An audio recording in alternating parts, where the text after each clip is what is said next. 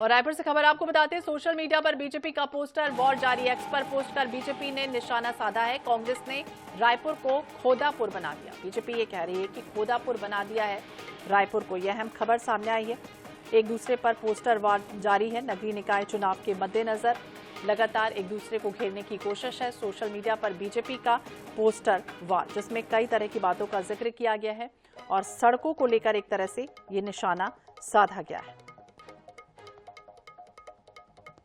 तो खोदापुर इसे कहा गया है। इसके पहले भी कई तरह के पोस्टर अब तक जारी हो चुके हैं।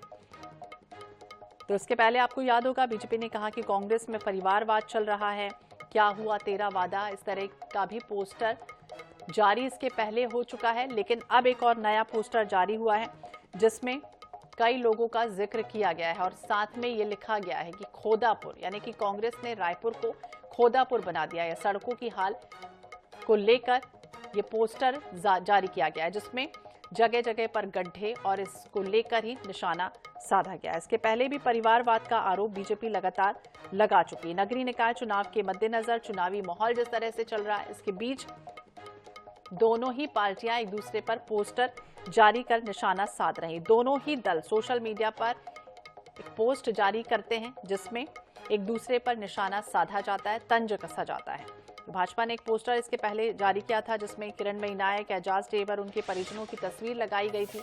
उसमें भी कई तरह की बातों का जिक्र किया गया था, जिस तरह से निकाय चुनाव में उतारा गया है और परिवारवाद का आरोप तो लगाया ही था। और इसके बाद अब ये खोदापुर एक नया पोस्टर जारी किया गया है।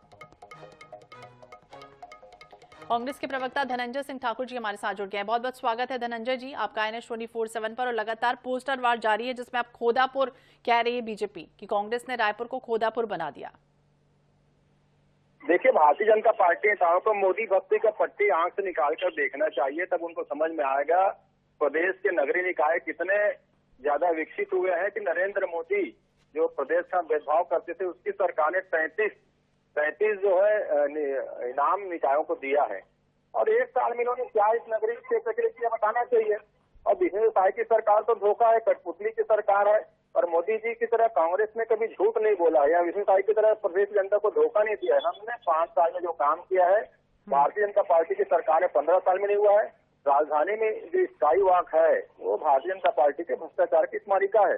कांग्रेस सरकार में कभी गरीबों के मकान और दुकान को नहीं तोड़ा गया, इनके सरकार बनती ही सारी चीजों को तोड़ा गया है। इनके बाद बताने के लिए उपलब्धि नहीं है, तो झूठ बोलो, जोर से झूठ बोलो, पोस्टर में झूठ बोलो, इनका काम है। धनंजय जी, ये भी लगातार आरोप लग रहा है, परिवारवाद को लेकर भी बीजेपी निशाना साध रही है। वो कह रही कि पहले तो प्रमोद दुबे थे महापौर, अब उनकी पत्नी आ गई। भाई, कांग्रेस के नेता और उनके परिजन जो है देश हित में, जनहित में काम करते हैं। और भाजपा का नेता पिता अगर पिता अगर नेता होता है तो बेटा जो है ठेकेदारी करता है। और ये परिवारवाद की बात कर रहे हैं आप। बिलासपुर आप देखते हैं जो अशोक विधानी है, उनकी पत्नी को टिकट दी प्रतिपक्ष है, तो क्या ये अशोक विधानी जी को, पूरा विधानी को एक परिवार नहीं मानते क्या? आप देखेंगे यहाँ पे मिनल चौबे जी और छगन चौबे जी पति पत्नी दोनों नेता रहे, तो क्या इन दूसरों को परिवार नहीं मानते क्या? ये तो परिवार तोड़ने वाले लोग हैं।